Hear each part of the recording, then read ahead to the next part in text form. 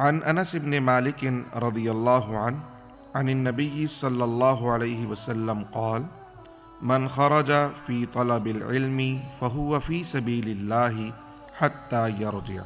حضرت انس بن مالک رضی اللہ تعالی عنہ سے روایت ہے، نبی کریم صلی اللہ علیہ وسلم نے ارشاد فرمایا، جو کوئی علم حاصل کرنے کے لیے نکلا وہ اللہ تعالیٰ کے راستے میں ہے جب تک واپس نہ لوٹ آئے۔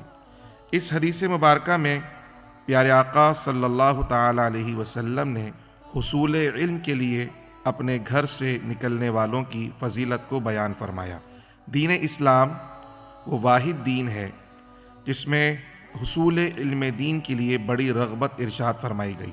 اللہ سبحانہ و تعالیٰ نے قرآن مجید فرقان حمید میں بھی حصول علم کے لیے سفر اختیار کرنے کا حکم ارشاد فرمایا، اور نبی کریم رؤوف الرحیم صلی اللہ تعالیٰ علیہ وسلم نے بھی اپنے اصحاب کی اسی انداز میں تربیت فرمائی کہ وہ علم دین حاصل کرنے کے لیے اپنے گھر سے سفر اختیار کریں۔